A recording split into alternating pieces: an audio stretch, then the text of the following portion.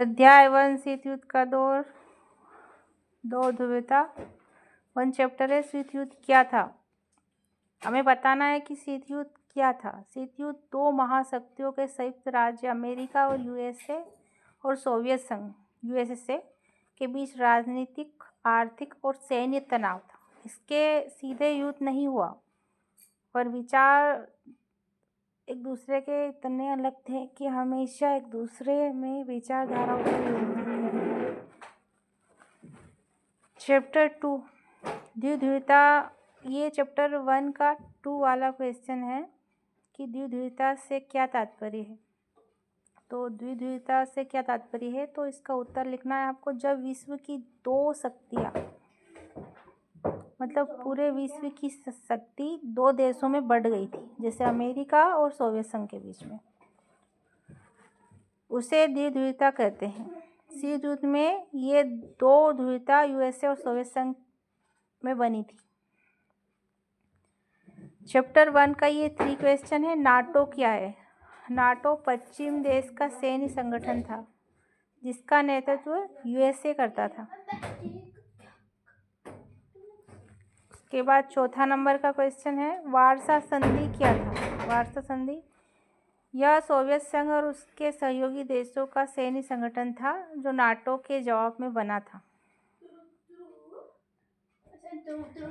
Question 5 शीत युद्ध के कोई दो प्रभाव लिखिए। विश्व दो गुटों में बढ़ गया था। हथियारों की होड़ बढ़ गई थी सोवियत संघ के बीच में और अमेरिका के बीच में। यह अध्याय 2 है। द्विध्रुवता का अंत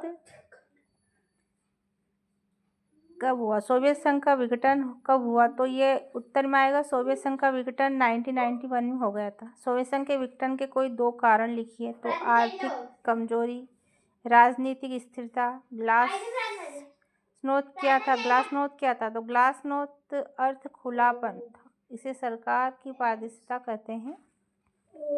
जनता को बोलने का अधिकार, ये एक ऐसी नीति बनाई थी वहाँ के राष्ट्रपति ने।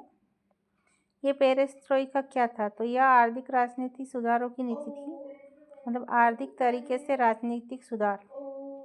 समाजवादी से पूंजीवादी करना, डायरेक्ट सोवियत संघ को। शॉक थेरेपी क्या थी। सोवियत संघ के बाद अर्थव्यवस्था को जल्दी सुधारने के लिए अपनाई गई नीति, शॉक थेरेपी कहते थे इसको। सोवियत संघ के विघटन का एक प्रभाव लिखिए। विश्व में एक ध्रुवता व्यवस्था बनी जिसमें यूएसए सबसे शक्तिशाली देश बना। ये 6 और 5 11 प्रश्न हैं। ये दो ध्रुवता चैप्टर 1 के हैं, पार्ट 1 वाली बुक राजनीति।